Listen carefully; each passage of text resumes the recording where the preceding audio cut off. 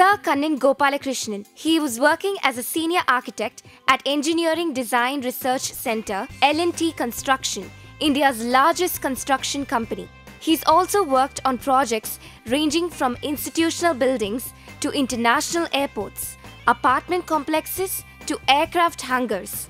He's also attended 3 international conferences and 2 national conferences, and has also presented technical papers at the Jawaharlal Nehru University, Delhi, and the MSRIT, Bangalore. He's also won the national championship at Archaman at the India's largest architecture quiz. Sir Kannan Gopalakrishnan currently runs a design firm, Habitat Design Studio, and he is also a visiting faculty at the renowned architecture schools in Tamil Nadu.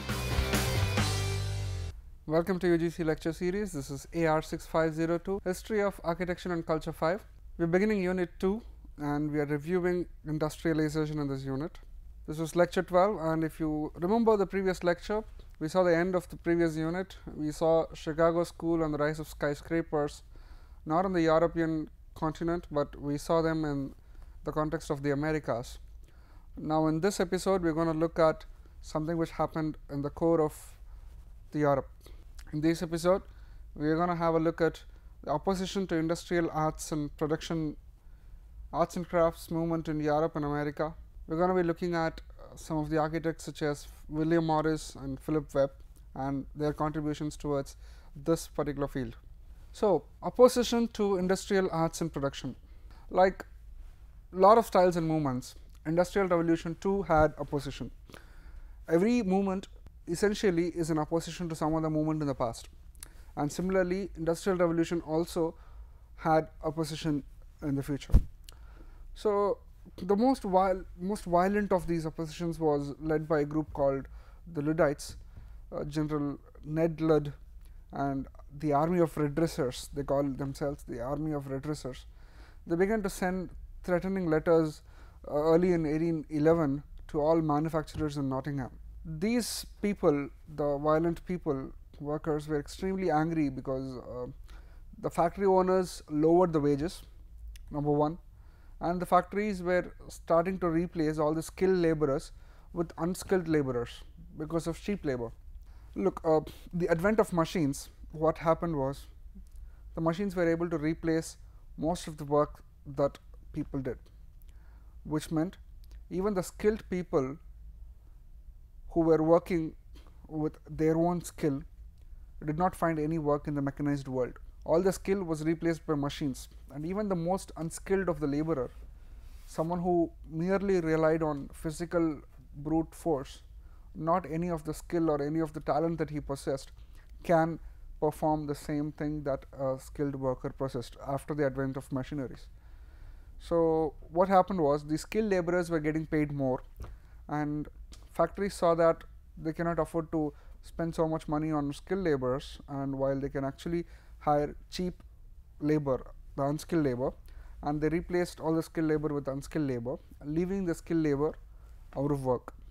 So, this really made them very angry, and what they did was they started to break into factories and started destroying machines. Typically the destruction was only aimed at the mills and factories and machineries.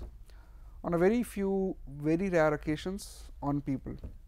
So, they started destroying all the machines, all the technology and all the factory items, started setting them on fire. So, all these things happened, and these mill owners then started to complain it to the government. The government responded quickly and forcefully. Immediate large reward was announced on any information leading to the capture of the Luddites. So, in 1812 they also passed a law stating that any destruction of machinery is a capital offence. Destruction of machinery was something, a normal vandalist kind of a thing, then became a capital offence. So, it was that much of a problem at that particular point of time. So, what happened was, after they termed it as a capital offence, whenever there were complaints of any Luddite movement, the troops were sent into the areas and people were thrashed. In these clashes between the military and the Luddites, about 20 people were killed, and a lot more people were deported or exterminated from the country itself. These Luddites, who were they? If you were asking this question, who these Luddites were, in 19th century, English textile artisans, these people were protesting against the new machinery.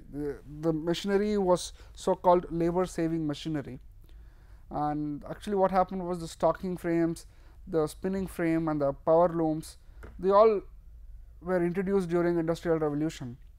These were threatening to replace people, the artisans, with low-wage, less skilled laborers, leaving the artisans without work. So these people started to rebel against them. Another important thing which we should note about this particular period is the Peterloo massacre, which happened immediately after the Battle of Waterloo, 4 years after that. So hence the name Peterloo massacre was given to this particular incident. So what happened was, workers started to make requests against the government to for making the government corruption lesser, to increase the wages and working conditions of people, and they also demanded universal suffrage. Universal suffrage means the right to vote, or the franchise to vote for all people.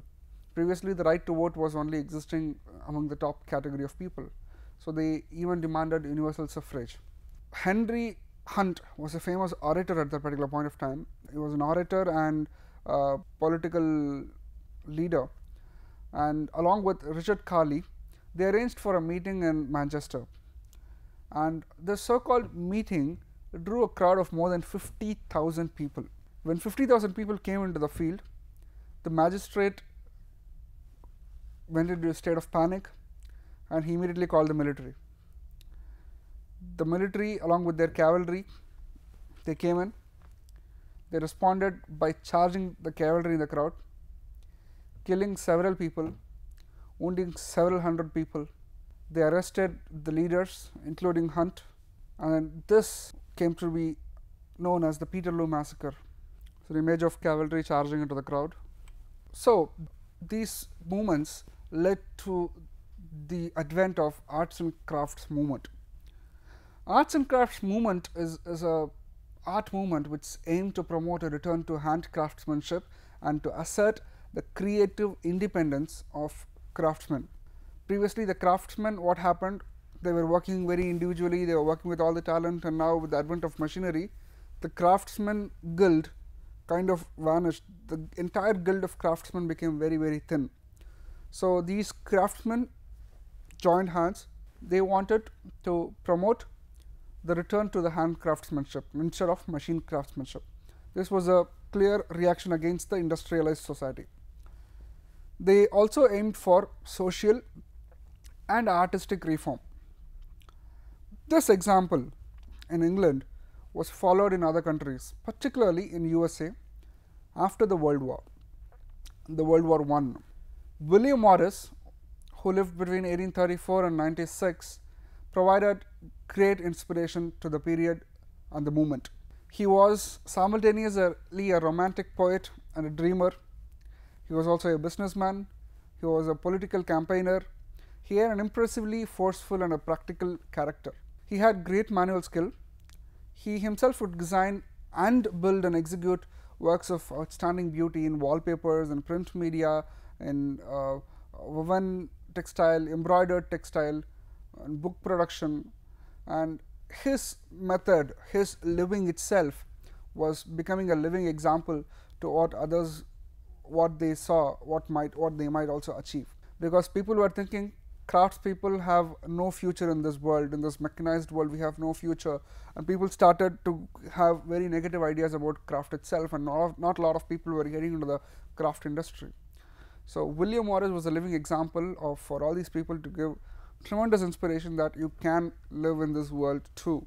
He founded a firm to retail furnishings which are produced in his own workshop, where he employed craftsmen, and the craftsmen were given free rein. He did not tell them what to do or how to do or when to do things. He gave them a free hand so that they could express their creativity in their own time and in their own space and in their own in their own minds.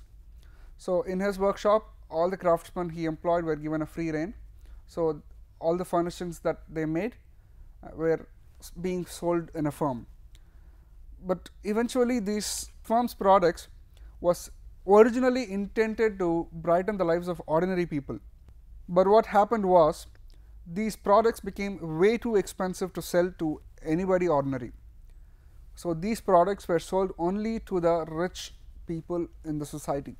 This was an irony because the firm intended actually to brighten the lives of normal people, not just the rich people.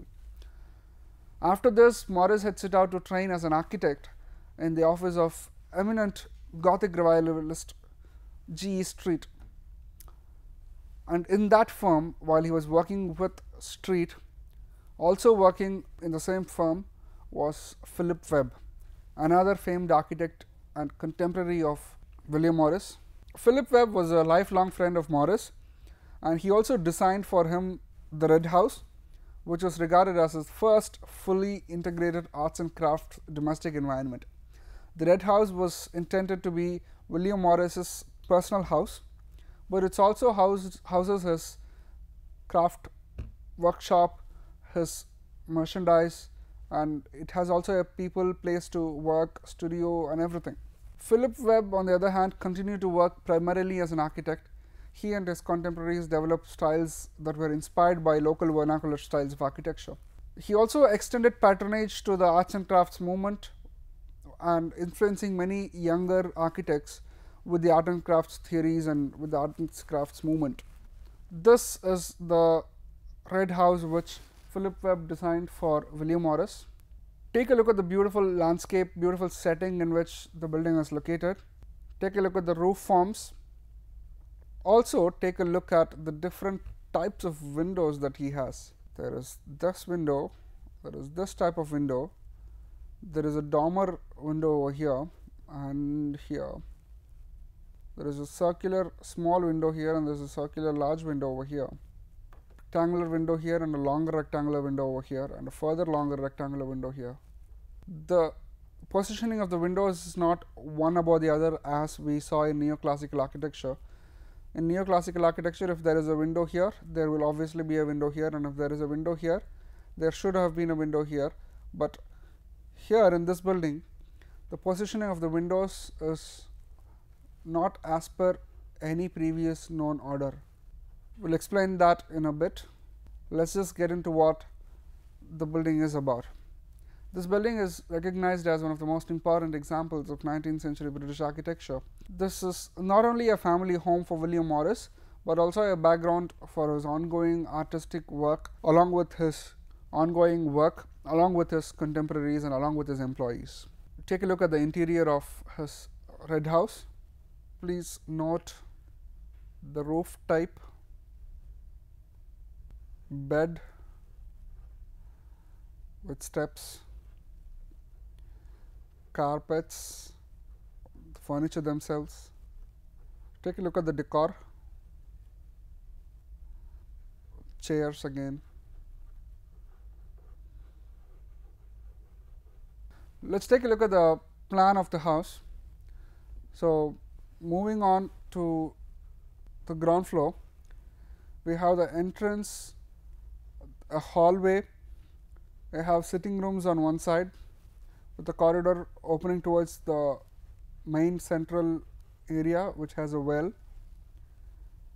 and across the hallway is the dining room, and dining room is accessible by the kitchen and the pantry, and dining room has a lavatory which can be easily accessed from these two places.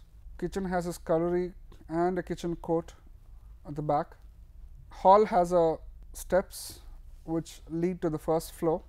So on the first floor, after the corridor, there is a space for studios over here. Hallway again, followed by drawing rooms. With a short level difference, it also leads to bedrooms and servant rooms. The Red House was fashioned like an L-shaped, like you saw. 2-storied, high-pitched roof made of red tiles. The large hall, dining room, library, the morning room, the kitchen were all located on the ground floor, while on the first floor were the main living rooms, the drawing room, his studio and the bedrooms. The servants' quarters were larger than in most contemporary buildings. In most contemporary buildings, servants' quarters were not very big, but in his house, the servants' quarters were pretty big, reflecting the ideas regarding working class conditions, which led William Morris and Philip Webb to become socialists in their later life. They thought that when a person is working, the worker must be given good quality life too. It is not just the employer who should take all the benefit of owning the company or owning the workers. It is also the workers who actually make the whole thing happen, and the workers should also be given due credit. That was Philip Webb's and Morris's idea. They later became socialists in their life. So even at this particular point of time, the embryonic idea had already started. This is the original drawing produced by Philip Webb. We were talking about the windows in the earlier picture. The windows were positioned to suit the design of the rooms rather than to fit an external symmetry. Thus, a variety of different window types were present. There were tall casement windows, there were hipped dormers, round-headed sash windows, there were bullseye windows, and these windows were just types, and there are even different sizes of all these windows, which makes n number of windows available in the single house. The architecture of the Red House was inspired by styles of British design from the 13th century. William Morris described himself as the building being very medieval in its spirit. These windows, which were very different in each room, was because of a main reason that the windows needs to be looking good from the interior of a room, not from the exterior. Neoclassical architecture looks at buildings from an exterior point of view, doesn't care about what room is going to happen inside. If there is a window on the ground floor, the same window has to be repeated on the first floor. But in this moment, in the Red House, Philip Webb did not care about whether the window is repeating in from ground floor or not. He did not think about all that. What he thought about was the room layout, interior room layout, whether the window will be suitable for that room, what kind of a window will be suitable, how much amount of light to allow into the building, how much amount of light to restrict, and the kind of soft lighting and the warm lighting which the room requires and demands. All these conditions were the most important things for Philip Webb, rather than literal positioning of windows from the exterior side. So that is the reason why you see more different types of windows and different sizes of windows in particular. The arts and crafts movement was always much about ideology as about decorative art objects themselves. They didn't produce a large number of art objects in this movement. They produced art objects, yes, but not extensively. It was always about the idea. Don't use machines. Use handcraft. Use the free spirit of human hand and art and craft work by the people. That was the idea. This aspect was grounded in the National Association for the Advancement of Art and its application to industry. This held Congress in Liverpool, in Edinburgh and Birmingham, in which many of the principal figures of the arts and crafts movement took a larger view of the current state of the decorative arts. These people kept meeting in regular places. The arts and crafts movement produced in all media. Most of it included metalwork, ceramics, glass, textile and furniture. Architecture often provided a setting for a unified achievement in interior design. Arts and crafts movement was not technically entirely an architectural movement. It was an arts and crafts movement, like the name suggested. So the main concentration was in the arts and crafts field, a little more so in decorative fields like making furniture and by extension into the interior. The architecture was often just the setting in which a proper interior, arts and crafts interior could be made, and all these products, all these metal work, all these glass, ceramic works, furniture, textiles, embroidery and all these things could be showcased in that particular space. That was the main reason why architecture developed. William Morris's Kelmscott Press inspired several adherents of the arts and crafts movement to experiment with typography with different results. Painters contributed to decoration, and they also produced decorative art objects, though there was no identifiable arts and crafts painting as such. You cannot call a painting as, okay, this painting belongs to the art and crafts movement, but then they still used decorative art objects, they still tried to use non-mechanized things. They tried to use things that were produced by hand and not produced by a machine. So they kind of got the spirit of arts and crafts movement, but no painting can be clearly said, okay, this is an arts and craft movement painting. That could not be said. So let us quickly take a look at different design principles by which arts and crafts movement functioned. The first principle was there was a general search for aesthetic design and decoration. There was again a general reaction against the styles that were developed by the machine production. They kept the form very simple. The form was very simple without superfluous decoration, because we also saw in the earlier case that it was in Baroque and Rococo styles, there were extraordinary amounts of superfluous decoration which was not necessary at that particular level. So they also did not like that much decoration. So they made the decorations pretty simple. They tended to emphasize the qualities of the materials, being truthful to materials. They also tried to use local vernacular or domestic traditions, including local arts, local handicrafts from the British countryside. They even tried to represent flora and fauna from the British countryside. Most of the designer makers themselves, they established their workshops not in the urban areas, not in the cities, but way outside in the rural context, so that they can stay close to the vernacular architecture, they can stay close to the vernacular culture, so that they can get inspired easily. They were also clearly influenced by Gothic revival and medieval styles, and they definitely used bold forms and strong colors in their works. This is taking a look at different producers of the arts and crafts movement. Here we can see furniture, wall partitions, floor partitions, and even decorative motifs. In this lecture, it's time to look at what we learnt. We learnt the reasons to go against industrial revolution. We saw the birth of another revolution, the reactionary revolution to the industrial revolution. We saw the advent of the arts and crafts movement and how it helped people to go against industrial revolution. We also witnessed the works of great architects such as Philip Webb and William Morris and their contributions to the arts and crafts movement. With this, we should be able to answer the following questions. Explain the need to go against the industrial revolution. Explain the contributions of William Morris in the field of architecture. Explain the Red House designed by Philip Webb with relevant sketches. What were the key principles of arts and crafts movement? I look forward to seeing you on the other side with more such styles. Next episode we will be looking at another important style called the Art Nouveau, which immediately came after the arts and crafts movement. So till then, thank you.